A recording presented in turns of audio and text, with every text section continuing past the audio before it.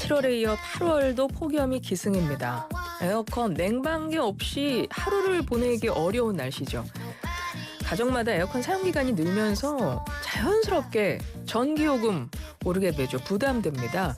이번 시간에는요, 여름철 전기요금, 우리가 몰랐던 누진제 이야기, 또 전기요금 아끼는 꿀팁까지 전문가 모시고 이야기 나눠보겠습니다. 서울과학기술대학교 에너지정책학과 정현재 교수 스튜디오에 모셨습니다. 교수님, 안녕하세요. 네, 안녕하세요. 예, 오시느라 많이 더우셨죠? 오늘 그래도 좀 시원한 것 같더라고요.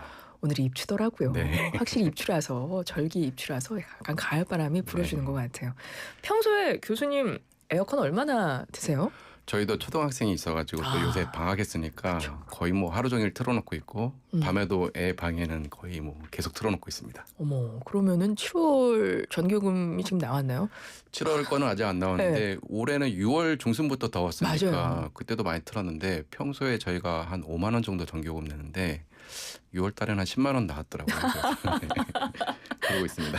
그 10만 원 2배 되는 전기요금을 네. 내시면서 네. 혹시 마음속에 뭔가 다짐을 하셨거나 그런 건 없나요? 아니 저는 이렇게 시원하게 살고 있으면서 그 정도 요금이면 충분히 낼만하다. 저는 그렇게 생각하고 있습니다. 그렇군요.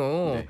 근데 어떤 보도를 보니까요. 네. 4인 가족이 에어컨 하루에 5.4시간 틀었대요. 네. 어쨌든 6시간 안 되게 틀은 거예요. 네. 근데 전기요금 11만 원 나왔다는 이야기가 있어요. 네. 어떻게 교수님 가정하고는 또 완전히 다른데요. 그래서 이거는 사실 좀 일률적으로 에어컨을 몇 시간 틀었다라고 해서 전기요금이 얼마다라고 예측하기는 어려울 것 같고요. 교수님은 하루 종일 트셨다 그랬잖아요. 거의 이제 하루 종일 근데 틀었는데 거의 비슷하네요. 네. 근데 이제 또 에어컨 성능 차이도 있고 그다음에 또 에어컨 쓰는 그 패턴도 좀 다르거든요. 뭐 이제 그런 것들. 그다음에 집의 뭐 크기 이런 것들이 영향을 미치기 때문에 단순히 뭐 몇 시간 틀었다 이걸로 저희가 전기요금 예측할 수는 없고 다만 알 수 있는 거는 그 사용량을 봐야 되는데 평소보다 에어컨을 많이 트는 여름철에는 뭐 100에서 150kWh 정도 이제 사용량이 늘어나니까 이제 그걸 가지고 저희가 확인을 해봐야 될 것 같습니다. 그러면 모르겠습니다. 에어컨마다 조금 다를까 싶긴 한데 에어컨을 어떤 방식으로 가동하면 전기요금이 폭등할 수 있나요? 요게 이제 일단 전기요금이 폭등한다고 생각하지는 않고요. 아, 그래요? 네, 전기를 많이 쓰니까 그에 따라서 요금을 많이 내는 거고 이제 폭등한다는 것은 좀 사람들이 오해가 많이 쌓여 그러니까 있다. 폭등하는 건 내가 지난달보다 폭등하는 전기요금을 냈다. 이 의미로 네. 이해해 주시면 근데 되겠습니다. 이제 제가 봤을 때는 에어컨이 이제 최근에 나온 에어컨들은 이제 인버터 에어컨이라고 네네. 해가지고 그래서 차라리 이제 에어컨을 뭐 전기요금이 많이 나올까봐 뭐 껐다 켰다 이제 하시는 분들인데 그런 네네. 것보다는 이제 좀 적정 온도에 맞춰놓고 계속해서 틀어놓는 게 오히려 전기요금을 좀 아낄 수 있는 방법이고. 인버터형은 다만 이제 예전 이제 에어컨들은 보통 우리가 일반형 에어컨이라고 말하는데 그런 것들은 좀 이제 어느 정도 저희 목표한 온도에 도달하면은 잠시 좀 꺼놨다가 그 냉기로 좀 지내다가 다시 좀 더워진다 그러면 다시 켜는 게 그 전기요금을 아끼는 방법이 될 것 같습니다. 그럼 우리 집에 어떤 형태의 에어컨이 있는지를 먼저 알아야 되네요. 네, 근데 그래서 잘 보면은 그 에너지 뭐 효율 등급 이런 거 표시되는 라벨들이 붙어 있는데 거기 보면은 이제 인버터형 이런 것들이 이제 표시되어 있고 아니면 또 에어컨 자체 기능에 뭐 스마트 운전, 뭐 절전 운전 이런 기능들이 포함되어 있으면 이게 인버터형이구나. 라고 생각하시면 될 것 같습니다. 그렇군요. 어쨌든 이 전기요금 같은 경우는 다달이 내기 때문에 그냥 네. 우리 일상에서 그냥 지출되는 고정 지출이기 때문에 이게 전기요금 조금이라도 좀 더 낸다. 네, 부담스럽죠. 그런데 사실은 취약계층의 경우에는 아마 더 힘드실 거예요. 더 많이 부담이 될 텐데 그래서 정부에서 네. 지원 제도와 정책들을 운영하는 걸로 알고 있거든요. 네. 이게 정부에서만 운영하는 게 아니고 이제 한전에서도 자체적으로 운영을 하고 있는데 소위 말하는 이제 저소득층, 이제 소득 수준이 낮은 분들이랑 그다음에 취약계층이라고 해서 뭐 장애인이라든지 그다음 또 우리 뭐 국가 유공자들 다양한 취약계층 대상으로 이제 전기요금 복지 할인 제도를 시행을 하고 있고요. 그래서 이제 그 조금씩 이제 그 지원 금액이 다르긴 하지만 여름철에는 최대 한 2만 원 정도까지 전기요금을 지원을 해주고 있습니다. 그래서 네. 작년에는 한 390만 가구가 혜택을 입었고 그에 따른 비용도 한전에서 한 6천억 원 이상 지원을 해준 걸로 알고 있습니다. 그다음에 정부에서는 또 이와 별도로 에너지 바우처라는 제도를 운영하고 있는데 한전은 아무래도 전기를 파는 회사니까 전기 요금에 대해서만 할인을 해주고 있고 네. 정부에서 해주는 에너지 바우처는 이제 전기 요금뿐만 아니라 뭐 난방 비용, 뭐 그다음에 LPG, 등유 이렇게 각종 에너지 비용을 대상으로 하는데 이게 여기도 이제 가구원 수가 뭐 얼마 이제 몇 명이 사느냐에 따라긴 하지만 뭐 연간 한 최대 70만 원 정도 이렇게 지원을 해주고 있습니다. 그러면 아까 말씀하신 아까 뭐 2만 원 정도 지원됐다 그랬잖아요. 네. 이런 가정에 그게 월인가요, 월? 네, 한 달에 오. 전기요금 2만 원 최대 2만 원 할인해주고 있습니다. 그렇군요. 취약계층 네. 같은 경우 저소득층, 취약계층 그리고 앞서 뭐 국가유공자라던가 네. 그러니까 전기요금 할인 혜택이 되시는 분들은 웬만하면 이거를 본인이 신청을 해야 되는 거죠? 그렇죠. 이제 그 한전에다가 한전 이제 국번 없이 1, 2, 3번으로 전화를 해서 신청을 하시거나 아니면 이제 주민센터에 이제 가서 신청을 하시면 되고 정부에서 운영하는 에너지 바우처는 이제 한전에서 하는 게 아니니까 주민센터에 가서 신청을 하셔야 됩니다. 예, 지금 교수님께서 짚어주신 건 두 가지예요. 전기요금 복지 할인 제도 요거는 한전에서 하는 거. 네. 예, 그래서 한전 고객센터 1, 2, 3번 네. 해서 신청하시면 돼요. 장애인, 기초생활수급자, 차상위 계층 뭐 이런 분들 해당되고요. 그리고 정부에서 하는 거는 이제 에너지 바우처 말씀하시는 네. 거죠. 이제 그거는 주민센터 가셔가지고 하시면 되겠습니다. 에너지 바우처는 이게 지금 모든 사람이 다 해당이 되는 건가요?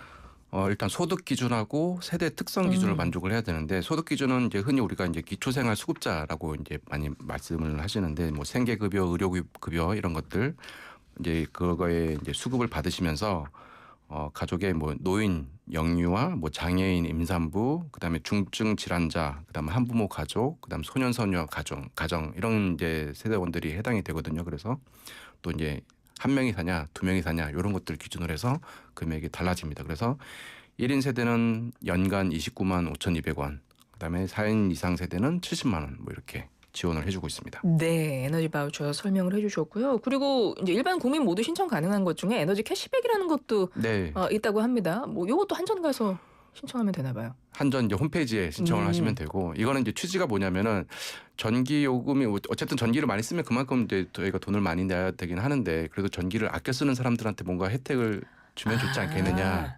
네네. 그래서 이제 그러니까 직전 2개년도에 그 평균이랑 비교를 하는 거죠. 예를 들어서 올해 8월에 전기를 쓴다 그러면은 작년 8월이랑 재작년 8월에 그 전기 사용량이랑 평균 사용량이랑 비교를 해가지고 그거 대비 최소 3% 이상 만약에 전기를 적게 썼다 그러면은 이제 그때는 킬로와트 시당 뭐 30원 이렇게 돈을 직접 주는 건 아니고 다음 달 전기 요금을 차감해 주는군요. 네.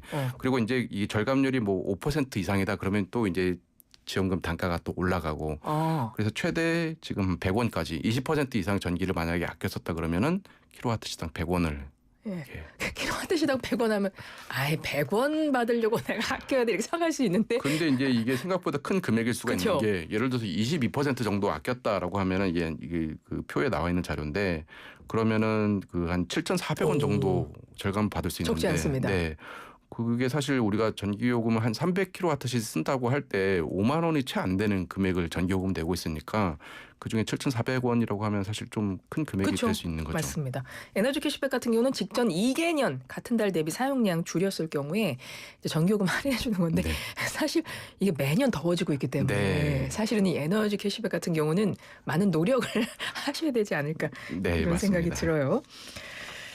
그리고 전기요금 이제 폭탄처럼 느껴지는 경우가 있잖아요. 네. 그래서 근데 그걸 가만히 생각해 보면 이게 누진제 때문인가 이런 생각하시는 분들 많아요. 네. 좀 그 부분 좀 짚어주세요, 교수님. 근데 과거에는 사실 이게 맞는 말이었거든요. 그래서 이제 그때는 누진제가 6단계로 이루어져 있어가지고 제일 적게 쓰는 단계랑 제일 많이 쓰는 단계랑 그 단가 차이가 11배가 넘게 났기 때문에 뭐 냉방비 폭탄 뭐 이런 말들이 이제 사실 맞았는데 저희가 2017년하고 2019년에 두 차례 누진제를 좀 이제 완화를 해줬습니다. 그래서 예전만큼 그렇게 누진제 뭐 폭탄 이런 말은 좀 아닌 것 같다라고 저는 네네. 생각을 하고 다만 여름철에 에어컨 때문에 전기를 많이 쓰니까 전기요금이 많이 나오는 효과가 있는데 그거를 뭐 누진제 폭탄 이런 거로 좀 이제 오해를 하시지 않나라는 생각이 좀 들고 있습니다. 특히 요새는 또 여름에 에어컨을 더 많이 쓰고 있으니까 에어컨도 많이 또 보급이 됐고 해서 네.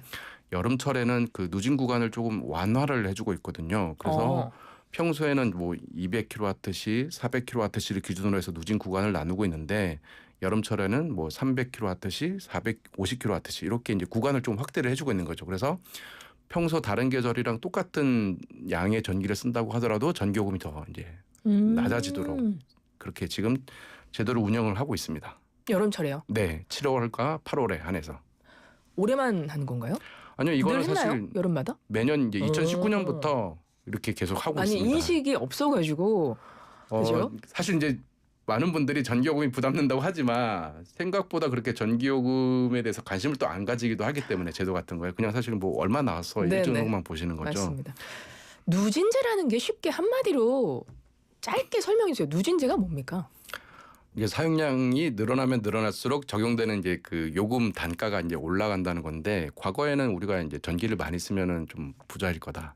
전기를 네. 적게 쓰면 저소득층이라 생각해서 이제 그런 걸 했었는데 사실은 지금 이제 그 전기 사용 패턴이랑 좀 안 맞는 부분이 있어서 그래서 이제 그런 누진율들을 좀 많이 아까 말씀드린 것처럼 2017년에 낮춰줬고 근데 제가 개인적으로 생각할 때는 여전히 조금 더 이제 바꿀 측면이 있다. 왜냐하면은 많은 분들이 생각하는 게 누진제 하면은 1단계 단가가 약간 정상적인 요금이고 네. 사용량이 늘어나면 늘어날수록 약간 벌금처럼 요금이 올라가는 거라고 이제 많이 생각하시니까 네, 뭐 네, 징벌적이다 이렇게 말씀을 하시는데 사실은 그게 아니라 1단계 요금을 상당히 낮게 할인해서 이제 제공을 해주고 있는 거고 어떻게 보면 2단계 요금 정도가 정상적인 요금이 되는 건데 근데 많은 분들이 그걸 잘 모르시고 그냥 1단계보다 많이 올라가니까 무조건 이게 좀 징벌적인 거다라고 생각을 하시고 있는 거죠. 그러니까 뭐 전기요금 폭탄처럼 느껴지는 것이 누진제가 원인이다. 이거는 이제 오해에 가깝다 이런 말씀이신 거고요. 네. 네. 근데 이제 우리나라 전기요금 같은 경우에 어떻습니까? 다른 해외와 비교해서 좀 비싼 편입니까? 저렴한 편입니까? 좀 저렴한 편이죠. 저렴한 편입니다. 네, 그러니까 특히 우리가 22년, 23년 그때 이제 뭐 러시아 우크라이나 전쟁을 거치면서 국제적으로 연료 가격이 많이 올렸는데 이제 다른 나라들은 전기요금을 상당히 많이 올렸거든요. 뭐 2배 이상씩 올리고 네네. 3배 이상씩 올리고 이랬는데 우리는 좀 뭐 많이 올리긴 했지만 한 40% 정도 뭐 그 정도밖에 안 올렸기 때문에 여전히 이제 좀 해외보다는 좀 낮은 수준의 전기요금이죠. 네. 매번 이 전기요금 뭐 인상하냐 동결하냐 그 뉴스가 되게 화제가 네. 되면서 나오는데 많은 네. 분들이 관심도 네. 갖고 그럼 전기요금 지금보다는 조금 올려야 된다고 보세요? 저는 그렇게 생각을 합니다. 이제 뭐 방송을 들으시는 분들은 뭐 동의하지 않으시는 분들이 많으실 네네네. 것 같긴 하지만 저는 우리가 쓰는 전기를 만드는 과정에서도 돈이 들어가는데 그 비용이랑 생각을 하면은 좀 더 올려야 된다. 특히 저희가 아까 말씀드린 러시아 우크라이나 전쟁 때 연료비가 많이 올랐는데 전기요금을 사실 안 올리다 보니까 네. 한전이 이제 그러니까요. 적자가 이제 뭐 지금 조금 줄긴 했지만 여전히 누적 적자가 30조 정도 되는 걸로 알고 있거든요. 근데 그러면 전기요금을 제때 안 올려주면 이제 그만큼 이자가 이제 쌓이는 거고 그 이자를 누가 내느냐? 결국 이제 저희가 내는 건데 이제 지금 내냐 아니면 나중에 내냐 요 차이밖에 없는 거고 오히려 늦게 내면 늦게 낼수록 이자가 더 늘어나는 약간 그런 거기 때문에 전기요금을 좀 이제 정상화시키는 게 저는 필요하다. 조금 올려서 정상화시킬 필요가 있다. 네, 어차피 내야 될 전기요금이라면 우리가 굳이 이자로 더 낼 필요는 없는 거잖아요. 네. 네. 그런 생각을 하고 있습니다. 그러면 이제 조금 더 낼 필요가 있다. 그게 이제 정상화로 가는 길이다라고 말씀하셨기 때문에 아까 한 달에 4인 가족 네. 에어컨을 한 5만 원 정도 내신다 그랬잖아요. 네. 그러면 거기서 조금 더 정상화시키면 얼마 정도까지 내면 뭐 이제 저는 이제 제 싶은데. 개인적인 생각을 저희는 그렇게 해야 이해가 되니까. 예. 좀 이제 좀 난감한 질문인데 저는 이제 조금 한 몇만 원 더 내도 저는 충분히 제가 누리는 혜택보다는 그래도 뭐 이제 저렴하다라고 생각을 하고 있습니다. 그러니까 확실히 교수님은 이 시스템을 워낙 잘 이해하고 네. 계시기 때문에 이 정도 올라도 사실은 이게 그렇게 심각한 수준이 아니다라고 판단이 되시니까. 네. 그리고 사실 저희가 내는 통신 요금이랑 비교를 해보면은 그 한 가족의 그 집에서 그 휴대폰 요금으로 내는 금액들을 다 합하면은 적지 않죠. 네, 그 전기 요금보다 훨씬 비싼 경우가 많거든요. 맞아요. 근데 그런 거랑 비교를 해보면 전기 요금이 되게 싸다고 저희가 이제 생각을 해야 되는데 아직 우리는 이제 그거에 대해서는 좀 전기 요금은 무조건 쌓아야 된다라는 인식이 아무래도 좀 많은 것 같습니다. 알겠습니다. 어찌됐건 이제 점점 에너지는 많이 쓸 수밖에 없는 상황이 돼버렸을 네. 거예요. 이제 기후 위기도 갖고 해서. 그래서 이럴 때 우리가 알아야 되는 거. 이 전기요금을 아낄 수 있는 팁. 꿀팁이 있어야 될 것 같습니다. 근데 지금은 이제 냉방기 많이 돌리니까 네. 어떤 팁 갖고 계세요, 교수님? 뭐 저라고 특별한 팁이 있겠습니까만. 있으실 것 같아요. 그러니까 저는 그래도 에어컨을 킬 때 더우면 처음에 이제 아예 파워 냉방, 쿨 파워 뭐 이런 걸 해가지고 처음에 아예 세게. 처음에 완전히 세게 시작. 네. 그러니까 처음부터 이제 그 뭐 전기요금이 많이 나올까봐 온도를 높게 하면은 오히려 더 효율이 안 좋고. 그렇군요. 네, 차라리 세게 한 다음에 어느 정도 지난 다음에 이제 다시 온도를 좀 올려서 이제 아까 또 말씀드린 인버터 에어컨을 쓰고 있으니까 그렇게 하는 게 낫고 그다음에 뭐 한 30분 정도 외출한다 이러면은 그런 경우도 저는 그냥 켜놓거든요. 오히려 지금 인버터 에어컨은 껐다 켰다 하는 것보다 그냥 켜놓는 게 오히려 더 효율적이기 때문에 네 그렇게 일단은 본인 집에 있는 에어컨의 네. 어떤 형태인가, 어떤 종류인가를 먼저 보셔야 될 것 같고 인버터형 최근에 나온 거면은 아예 세게 좀 네. 오래 유지시키는 게 좋을 것 같고 네. 예전 방식이면 아까 그냥 약간 껐다 켰다 하는 게 더 네. 낫다고 하셨잖아요. 네 그리고 이제 사실 그 에어컨이랑 선풍기를 같이 쓰면 훨씬 더 시원하더라고요. 아 저도. 맞아요. 네. 저도 그 얘기 들었어요. 네. 음. 그래서 앞에 이제 선풍기를 해놓고 그래서 이제 방 안에 구석구석 냉기를 보내기 맞습니다. 위해서 이렇게 하고 있습니다. 부채도 같이 하면 더 시원할까요? 네, 그렇죠. 부채는 이제 심리적으로 시원하겠죠. 네. 네, 여러분 에어컨, 선풍기, 부채까지 준비하시면 예, 에너지 그 비용 많이 줄일 수 있을 것 같습니다. 그렇죠. 이것을 짧게 여쭤볼게요. 최근에 정부에서 전기요금 지역별로 다르게 부과하는 거 검토하고 있다고 이런 네. 이야기가 나왔어요. 이렇게 되면은 이거 좀 설명 좀 부탁드려요. 이럴 필요가 있습니까?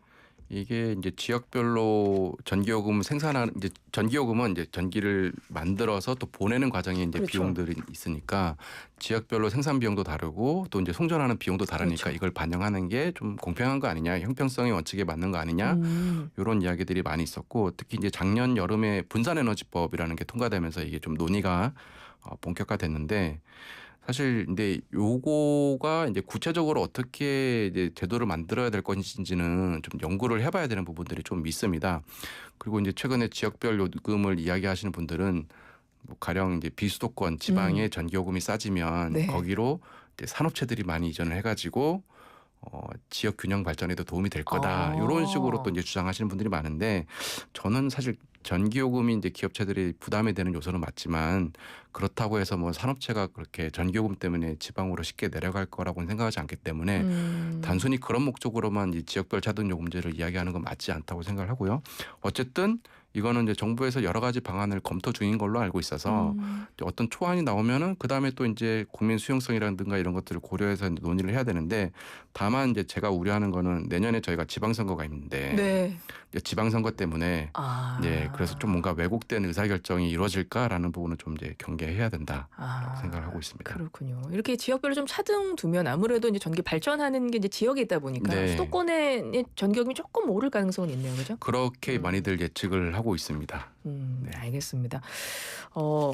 전문가시니까 에너지 전문가시잖아요. 네. 이 전기요금 많이 나올 이 계절에 우리 청취자분들께 짧게 뭐 당부의 말씀도 좋습니다. 한 말씀 부탁드려요. 한 20초 네, 있습니다. 저도 이렇게 사실 올해 여름이 너무 더워가지고 뭐 이제 무조건 전기를 아껴 써야 된다, 전기요금을 또 이제 무조건 비싸게 내야 된다라고 말하는 게 좀 죄송스럽긴 하지만 결국 우리나라는 에너지 95% 이상을 다 수입을 하고 있고 그 과정에서 이제 많은 비용이 이제 나가기 때문에. 결국 좀 어떻게 하면 효율적으로 에너지를 쓸 수 있을까? 이제 그것이 또 우리 현재 세대뿐만 아니라 미래 세대에도 이제 지속 가능한 이 환경을 물려주는 일이기 때문에 그런 측면에서 좀 이해를 해주시면 좋지 않을까라고 생각을 합니다. 네, 지금까지 정현재 서울과학기술대학교 교수였습니다. 고맙습니다. 네, 감사합니다. 안녕하세요.